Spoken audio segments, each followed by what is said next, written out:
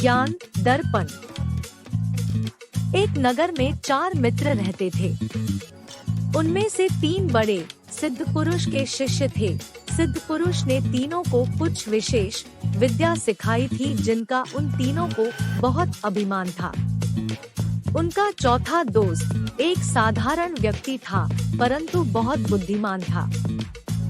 चारों ने सोचा कि विद्या का लाभ तभी हो सकता है यदि वे विदेशों में जाकर धन संग्रह करें।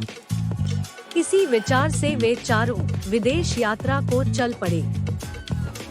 कुछ दूर जाकर उनमें एक से सबसे बड़े ने कहा, हम चारों विद्वानों में एक विद्याशून्य है, वह केवल बुद्धिमान है। धनोपार्जन के लिए और धनिकों की प्रसन्नता प्राप्त करने के लिए विद्या आवश्यक है। विद्या के चमत्कार से ही हम उन्हें प्रभावित कर सकते हैं।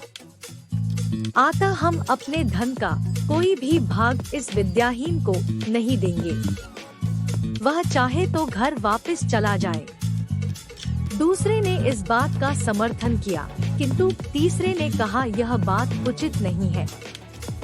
बचपन से ही हम एक दूसरे के सुख दुख के सहभागी रहे हैं। हम जो भी धन कमाएंगे उसमें इसका हिस्सा रहेगा। अपने प्राय की गणना छोटे दिल वालों का काम है। उदारचरित व्यक्तियों के लिए सारा संसार ही अपना कुटुंब होता है। हमें उदारता दिखलानी चाहिए। उसकी बात मानकर चारों आगे चल पड़े। थोड़ी दूर जाकर उन्हें जंगल में एक शेर का मृत शरीर मिला। उसके अंग प्रत्यंग बिखरे हुए थे। तीनों विद्याभिमानी युवकों ने कहा, आओ हम अपने ज्ञान की शिक्षा की परीक्षा करें। ज्ञान के प्रभाव से हम इस मृत शरीर में नया जीवन डाल सकते हैं। यह कहकर तीनों उसकी हड्डियां बटोरने और बिखरे हुए अंगों को मिलाने में लग गए।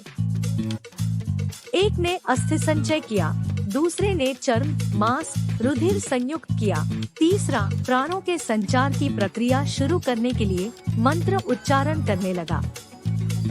इतने में ज्ञानी शिक्षा से रहित किंतु बुद्धिमान मित्र ने उन्हें सावधान करते हुए कहा, जरा ठहरो, तुम लोग अपनी विद्या के प्रभाव से शेर को जीवित कर रहे हो। वह जीवित होते ही तुम्हें मारकर खा जाएगा। ज्ञानी मित्रों ने उसकी बात को अनसुना कर दिया। तब वह बुद्धिमान बोला, यदि तुम्हें अपनी विद्या का चमत्कार दिखलाना ही है तो दिखलाओ, लेकिन एक क्षण ठहर जाओ, मैं वृक्ष पर चढ़ जाऊं। यह कहकर वह वृक्ष पर चढ़ गया। इतने में तीनों ज्ञानी मित्रों ने शेर को जीवित कर दिया। जीवित होते ही शेर ने तीनों पर हमला कर दिया। तीनों मारे गए। शिक्षा।